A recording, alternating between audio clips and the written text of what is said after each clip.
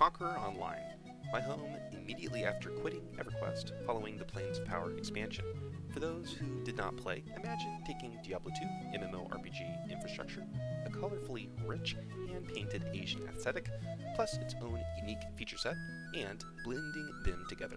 The result captivated a loyal player base for years. Why was this MMO so special, and what can modern MMORPGs learn from it? Let's remember why we loved Conqueror Online and what made it so great. I'm Marvel.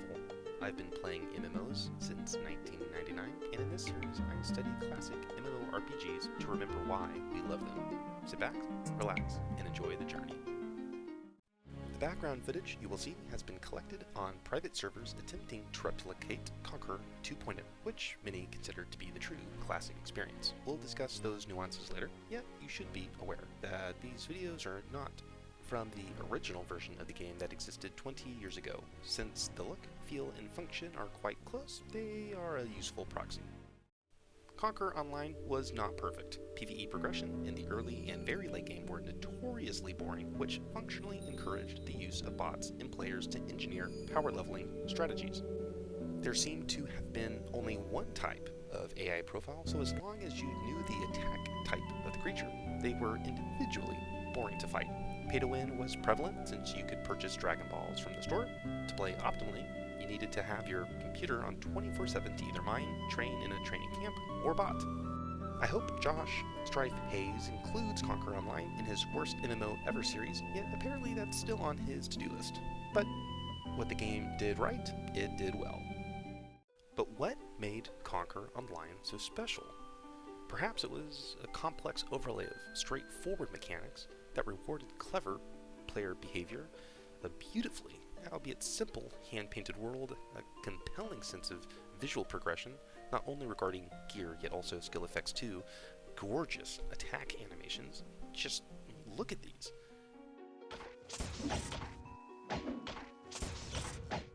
The sense of accomplishment, earning maximum level, rebirthing a character and all of its benefits, functionally and visually distinct classes, a predictable upgrade system for gear, meaningful PvP including open world, player housing, a precursor to seasons, and more, which is quite the lineup for an early 2000 title.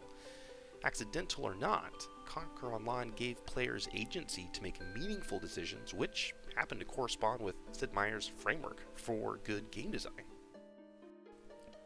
Someone could wonder how Conqueror Online overlay straightforward mechanics into a compelling gameplay experience. It is not enough to simply add layer onto layer without carefully understanding how they will all interact. Some negative examples could be EverQuest 2, Path of Exile, or Warframe's various advancement systems. The trick is properly balancing what players expect while adding surprises at both the right interval and intensity, much like the center area within the yin-yang symbol. A musical parallel is provided here in which your ear expects a certain array of notes to be played, yet another is provided.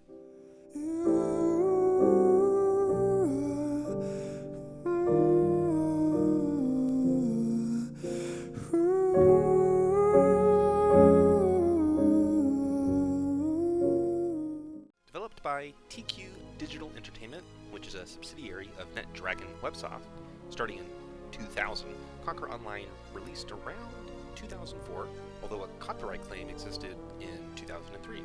While I had trouble accessing the US version of TQ Digital's website, if you change the URL prefix, it reroutes you to 99.com, the main domain on which Retail Conqueror is hosted by NetDragon. Regardless, that time frame was about when I began to play. Community. Whether PvE, PvP, PvPvE, most people's memories of Conqueror Online were anchored in the online friendships that were made, tested, or broken, interacting with the simple yet variously interwoven gameplay systems. Even though the tagline of the Eastern MMO was taken from the various attributions of the Roman Julius Caesar, from Appian, Plutarch, or Suetonius, which in Latin was Veni Vidi Vici, in English, I came, I saw, I conquered, the phrase effectively forecasted the competitive nature of the MMO. Note, their website served a CSS file and securely via HTTP not HTTPS, and thus the request was blocked in my browser, which is why the page looks unstyled. Players around the 2.0 period would recall weekly guild battles around which typical gameplay orbited. While in-game was what players made of it, many enjoyed both the collaborative and competitive waves the PvP game loop created. While we're talking about PvP, Conqueror Online seamlessly blended player versus player into player versus environment, since new servers would spin up every few months, which were precursors to the modern day seasons. Most competitive players would hop from server to server. This kept gold inflation rather low due to a constantly resetting economy. Thus, the most lucrative PvE areas were hotly contested because they maintained their relative value. Unlike Black Desert Online, in which you can simply swap to another instance to continue grinding with unending persistence, in Conquer Online, you relied on your contacts to help protect your grinding area or power leveling zone. To the unfamiliar, power leveling is when a lower level character quickly gains experience through the help of a vastly more powerful player. Since older games tended to emphasize collaboration and longer durations within each level, players quickly developed efficient power leveling strategies.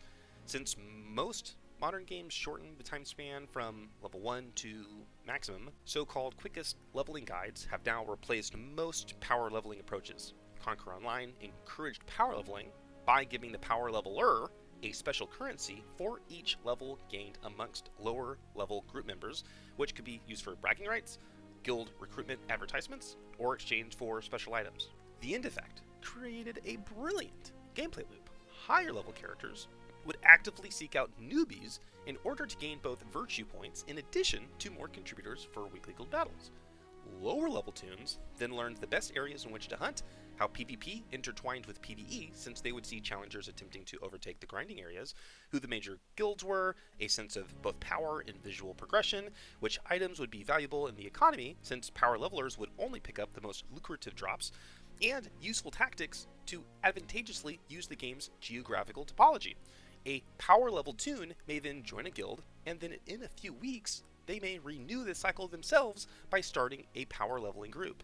Some could reasonably argue that power leveling is indicative that early game progression is natively too slow, and thus players simply circumvent expected paths of power obtainment to reach endgame earlier.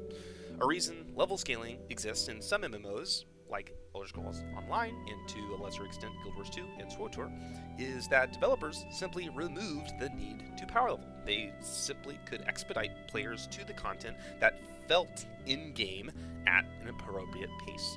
Moreover, before a player reached a certain power threshold, and if they were not being power leveled in Conquer Online, PvE grinding could be an enormous slog.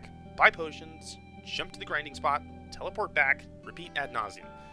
There is validity to this perspective, namely the potentially excruciatingly boring stretches of PvE at the early and very in-game that led some users to bot. However, there existed a glorious middle ground in which the confluence of mechanics and community generated a deeply engrossing and meaningful MMO experience. Now, you may be wondering why I emphasized the game's topology earlier, since Conqueror Online is a 2.5D game using a flat plane on which players traverse with 3D characters. Clever players were able to use specific geographical areas to more safely or efficiently level. In fact, some players could effectively power level themselves.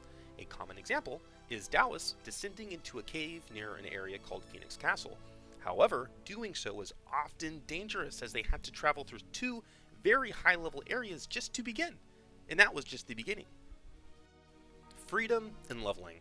Leveling also had novel elements. For example, progression was not limited to fighting enemies of commensurate level. Attacking vastly higher level mobs was in fact a reasonable approach. Let me explain. In Conquer Online, you earned experience per hit based on a formula of how much damage you dealt to the mob with respect to its level against yours. Bonus experience would be granted upon a kill, in addition to a special mana pool that could trigger an ultimate ability, more on that in a minute. In terms of experience gain, players had to decide whether or not they wanted to attack higher level monsters to maximize the per hit experience, yet rarely earn the bonus from a kill, or invert the decision, and farm creatures you could quickly and more safely kill. It was entirely viable for various level ranges to kill an array of mobs at various level ranges, and thus PvE trajectories were non-linear. Each character at every level had many choices to make about where, what, and how to fight. Moreover, not only did characters possess levels, their skills did too. When skills leveled up, they oftentimes were exponentially more effective and visually distinct, similar to new spell upgrades in early EverQuest. It was typically more exciting when a skill leveled up than a character gaining a level, since skill levels were both less frequent and because attacking abilities were a major factor in your damage, which affect the rate at which one leveled. Build crafting. Skills were the backbone of combat both in PvE and in PvP. Each weapon had its own passive skills that affected how one approached tactical decisions in combat. Moreover, whoever was the engineer who capped the amount of sound effects triggering was in retrospect a hidden hero. Listen to the automatic filtering of effects here.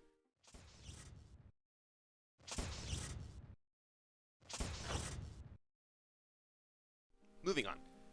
Clubs could AoE mobs in a 360-degree radius. Since they were very easy to use and thus rather effective, they became expensive to purchase. Whips, on the other hand, provided a 180-degree AoE, which made them more financially accessible, yet more difficult to use as effectively as clubs. As long as a whip-using player could round up enemies in front of them, they theoretically could earn a comparable amount of experience as a club user. Moreover, not only did weapons have passive skills, classes had functionally distinct abilities, namely their supers, that triggered once their super pool reached 100. The effect of one super could spill over onto the next, so if you killed 100 mobs during your super, you could keep the buff active ad infinitum. As one could expect, certain metas developed around keeping super buffs 100% active. For example, warriors could become demigods and were known for extremely fast leveling once they could ad infinitum repeat their super. Archers could indefinitely fly, which made farming and general grinding much safer. Taoists relied less on their supers and instead focused on their prestige class abilities, as they were the only classes to have another layer of advancement. Water Taoists were support, healers, and buffers who increased damage dealt by 100%.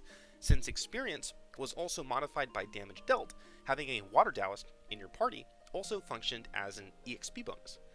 Fire Taoists had one of the most powerful AoE abilities in the game, yet were difficult to level since they could not fly like archers. Trojans were the only class who could dual-wield weapons and thus trigger two passive abilities during combat. The list goes on, yet one could see how build crafting was a prominent draw to players. In terms of combat, PvP conflicts were augmented by what has already been discussed, yet with another layer. Those who are still listening may be interested to know that Conqueror Online had a very unique form of character movement, jumping. I don't mean WoW jumping, I referred to a 2.5D interpretation of Asian jump flying. Pragmatically, while in the air, your character was invulnerable. You quickly learned to leverage this so-called iframe in PvE, and it also became necessary to master in PvP. Swords had an active ability that could one-shot a player if you were able to land the attack just at the right moment and place when and where someone landed on the ground. Thus, short-range PvP often focused on sword-wielding Trojans attempting to catch each other in a positional mistake. Not much different than Brazilian Jiu-Jitsu rolling. Clever alternate advancement. Combat levels and classes are only the first layer of character building. You could rebirth a character after level 120, 130 being the maximum level, which was not so conceptually different from Dungeon & Dragon Online's version. Depending on which level you decided to reborn, you earned additional attribute points to spend in addition to the default amount provided upon leveling up. Doing so made your character more powerful compared to equal-level, non-reborn toons. Moreover, you could change your class, making multi-classing possible. When I played in the mid-2000s, I switched servers too frequently to reborn a toon myself, although I saw them in the game world from time to time. They seem to be about as rare as Jedi were in pre-NGE Star Wars Galaxies. According to a classic Conqueror wiki, not only could you change your class and earn additional attribute points, you also learned additional skills, including tactically significant summons. We will explore more consequences of rebirth in a moment, yet one benefit to players is that rebirthing functionally served as alternate advancement, without overlapping additional systems ad nauseum, like EverQuest 2. It was also an item sink on the economy. We'll examine this point in a moment, while buying developers more time since players had to play through the content again, yet as a more powerful character, sort of like the difficulties in Diablo 2. Quirks! One result of rebirthing was possessing a summon that highlighted an important emergent gameplay component that insightful players used to their advantage as a result of an engine quirk. Due to how the game handled multiple entities stacking on top of each other, likely due to its 2D environment, only the top individual was successfully hit upon attack, similar to the Z-index CSS property. Leveling parties of Taoists would stack on top of each other, with the most hardy one being on top. Since you could gather or AFK, miners would stack, or if you had been reborn, you could simply stack underneath your summon. While arguably an oversight from the engine developers, careful players could utilize the limitation for their benefit. Stacking was only useful for defense if you and others were completely still, so it avoided the current problems experienced in Guild Wars 2 version of stacking. Notably, you could level up your items so that they remained current with your character. To do so, you needed to buy or loot meteors. Using a pseudo-crafting system via one of two NPCs, you could choose either to deterministically upgrade your gear for more meteors or risk a chance to fail with fewer. The same mechanics existed to upgrade the tier of an item via Dragon Balls. Moreover, to upgrade an item's plus modifier, you need to loot or buy 2 additional items within the same category and the same plus number to upgrade. It makes more sense when you play the game. When you rebirthed, you and your gear were reset to level 15, requiring you to upgrade again. Thus, you would rub shoulders with true newbies, yet share the world again with them as both a mentor and as a teammate. This upgrade system may sound familiar to players of BDO or other recent Asian imports, yet without the risk of loss of time and materials. Player agency, tactically important geography, vibrant economy, a world that felt alive, since players of mixed levels could play together, predictable and rewarding upgrade system, desirable visual upgrades, meaningful alternate advancement via rebirthal, skill-based PvP, and nuance-driven PvE. These are the reasons why I loved Conqueror Online.